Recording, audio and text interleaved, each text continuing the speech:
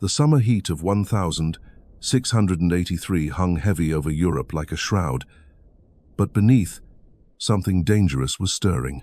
Across the vast Ottoman Empire, from golden domes of Constantinople to rugged Anatolian mountains, drums beat war. The greatest military machine was awakening, its hungry gaze fixed upon a single glittering prize. Vienna, Vienna, the jewel of the Habsburg crown, the gateway to Christian Europe. This is not just another tale of Ottoman expansion. It's about an empire's ambition. It collided with an unlikely alliance, how desperation forged heroes, a single battle reshaped destiny. What unfolded would determine if Crescent Moon flew over Europe, or Christendom pushed back the tide. The year 1683 marked over 3 centuries of struggle between two worlds, the Ottoman Empire, a colossus stretched from Vienna's gates to shores of the Indian Ocean. On the other, fractured Christian Europe, divided by politics, religion, rivalries, yet united by a terrifying reality. The Turks were coming to finish Suleiman's work. The storm had been building for years. Kara Mustafa Pasha prepared for this moment. Roads repaired, bridges constructed, ammunition stockpiled in vast depots across the Balkans. From every corner, warriors answered. Janissaries, cavalry, Tatar horsemen, specialized engineers. By spring 1683, this massive force began its inexorable march westward, an army so vast, it took hours for the entire column to pass. Herds of sheep and camels accompanied soldiers, turning Hungarian countryside into a war machine. The very earth trembled under the weight of their passage. At the head, Kara Mustafa, consumed by ambition, rode with the host. He was convinced destiny chose him to complete the Ottoman conquest of Europe. In his mind, Vienna was the key to unlock the heart of the Habsburg Empire, opening the road to Rome, fulfilling the ancient Ottoman dream of a universal Islamic empire. Vienna was no ordinary prize. Perched on Danube, it commanded river routes. For centuries, it served as Christendom's bulwark, where east met west. Habsburgs poured wealth into defenses, creating a fortress city, withstanding siege engines. The city's walls were thick, modern, built by military engineering principles. Massive bastions jutted out, allowing defenders to pour crossfire into attackers. Behind these walls lived nearly 200,000 souls, bound by fate. Their fate would determine the future of Europe. As the Ottoman tide rolled closer, Vienna found itself desperate. Emperor Leopold I fled the city with his court and 60,000 citizens. Roads leading west clogged with refugees, their faces etched with terror. Count Ernst Rudiger von Starhemberg, a man of iron will, commanded defense. With barely 15,000 soldiers and militia against 200,000 Ottomans, these numbers seemed laughably inadequate against the approaching storm. The siege began the 14th of July, 1683. First Ottoman scouts appeared on hills. Within days, the city was encircled by a sea of tents, banners, equipment. The sight was magnificent and terrifying. Silk pavilions housed commanders. Massive bronze cannons were dragged into position by oxen and laborers. For defenders, the message was clear. This was total war. Ottomans had come to stay until Vienna fell, or their army was destroyed. Bombardment began immediately. Ottoman cannons hurled massive stone balls day and night. The thunderous roar of artillery became Vienna's soundtrack, punctuated by screams. Smoke hung over the city like a funeral shroud. Air reeked of gunpowder and death. Ottomans had overwhelming numbers, superior firepower, and siege warfare mastery. They dug elaborate trenches, creeping closer. Miners tunneled beneath fortifications. Mines packed with gunpowder detonated. Entire sections of wall collapsed thunderously. Inside Vienna, conditions grew desperate. Food supplies dwindled, disease spread. The dreaded red flux, dysentery, claimed thousands of lives agonizingly. Wells contaminated. Summer heat turned city into a pestilential nightmare. Yet, against all odds, Vienna held. Starhemberg, a commander of genius, rotated troops. He led desperate sorties, disrupting Ottoman preparations. Walls collapsed, defenders piled rubble. Women and children carried ammunition, water. Priests offered last rites, encouragement. Ottomans expected Vienna to surrender. Instead, a grinding war of attrition consumed strength. Kara Mustafa, frustrated, watched janissaries fed piecemeal into costly attacks. Time was running out for Vienna. Defenses crumbling, gaps widened daily, ammunition exhausted, disease-reduced garrison. Starhemberg knew Vienna would fall without relief. Unknown to the Ottomans, help was on the way. A desperate alliance formed. The Pope called for a crusade. Christendom's fractured kingdoms responded with unity. In distant Lisbon, King Pedro II received word of Vienna's plight. Portugal, a proud maritime nation, seemed unlikely participant in Europe's struggle. Yet powerful currents drew the Portuguese crown into this continental crisis. Portuguese court buzzed with urgent discussions, debating response to Ottoman threat. It was about survival of Christian Europe, not just Vienna. If Turks succeeded, ripple effects would disrupt balance of power. Trade, economic implications were pressing.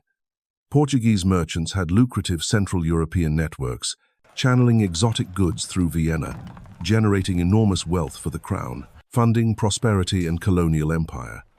An Ottoman Vienna would sever connections permanently. The decision came during a dramatic royal council session in Ribera Palace. As reports arrived, King Pedro rose, delivering words that echoed through history. He declared Vienna's fate inseparable from Portugal's. If Europe fell, no corner safe. Within days, Portuguese gold flowed eastward along guarded routes to fund coalition.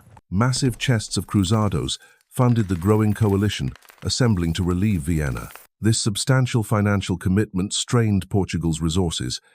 The king mortgaged his kingdom's future. Portuguese involvement extended beyond finance. Mobilization began in Lisbon and Porto. Portuguese military engineers prepared for a dangerous overland journey to Vienna. They carried invaluable knowledge from decades of fighting, vital for Vienna's defense. The Portuguese contingent was small, elite, 200 specialists in artillery, fortification, defense. Among them, Captain Manuel da Silva Pereira, a grizzled veteran engineer, joined. His expertise in explosive mining and Turkish tactics would prove crucial. Portuguese experts journeyed across Spain. They carried military skills and innovations. Guarded innovations in gunpowder production and artillery design gave advantages. These technical advances would be tested on Vienna's battered ramparts. Portuguese involvement had a deeply spiritual dimension throughout the Catholic kingdom. Seen as a sacred crusade to defend Christendom against Islam, churches held special masses. Monasteries organized prayer vigils around the clock. The nation held its breath as news from the siege grew desperate. Portuguese diplomatic networks worked tirelessly to coordinate the relief effort. Ambassador Francisco de Melo y Castro provided vital intelligence about Ottomans. His smuggled reports shaped the coalition's strategy for the coming battle. Portuguese intelligence war contribution proved decisive in unexpected ways.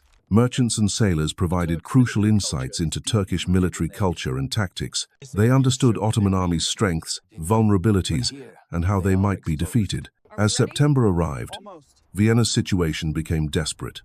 Portuguese prepared for truth. Captain Pereira and his engineers studied Ottoman siege works, planning countermeasures. Their expertise in explosive demolition disrupted enemy mining operations. Portuguese artillery specialists improved coalition cannons' effectiveness alongside Austrians. Innovations in gunpowder composition and cannon boring increased range and accuracy, giving them a crucial advantage in the coming confrontation. Most significant Portuguese contribution was psychological, not material. Their presence showed a pan-European effort. Even distant kingdoms recognized threat. This unity of purpose proved a great strength in desperate hours. Relief army approached Vienna. Portuguese contingent took assigned positions confidently. They traveled thousands of miles, risked everything on this throw of dice. Fate of homeland hung in balance alongside besieged city they saved. The 12th of September dawned crisp, clear over Vienna's hills. Air carried destiny's weight. For 2 months, the greatest siege had ground on. Reckoning arrived. The relief army stood poised on Kahlenberg Mountain, banners snapping like avenging angels. King John Sobieski surveyed the scene with a master strategist's gaze.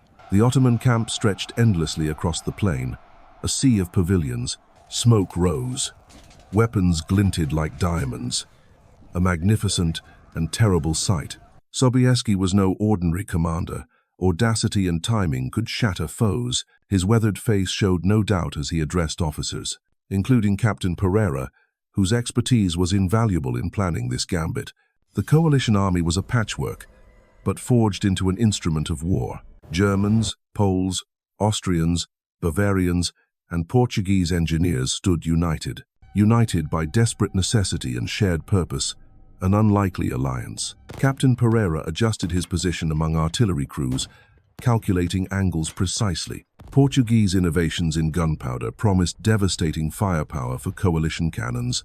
His men worked with quiet efficiency, checking fuses, positioning charges methodically. The plan was audacious: main assault to strike weakest point. Intelligence by Portuguese agents identified Kara Mustafa's least reliable troops. A determined charge might break through and reach Vienna's walls. As sun climbed, first movements began. Artillery opened fire accurately. Portuguese enhanced charges sent cannonballs crashing into Ottoman camps, stunning defenders. The psychological impact was immediate. Turks now received supernatural precision bombardment. Ottoman response was swift but confused. Kara Mustafa grew complacent. Relief army caught him off guard. Dispositions reflected uncertainty. Troops scattered. No clear reserve to respond to breakthrough. Portuguese military engineers worked feverishly, preparing explosive demolition charges. Their knowledge from North Africa proved crucial to break Ottoman earthworks. Specialists moved forward, placing crafted explosives at key defensive points. Thunder of September morning echoed, marking Vienna's salvation, Europe's unity. Portugal's contribution, though distant, proved courage knows no borders. Smallest spark can ignite greatest victories. The Ottoman tide met its match,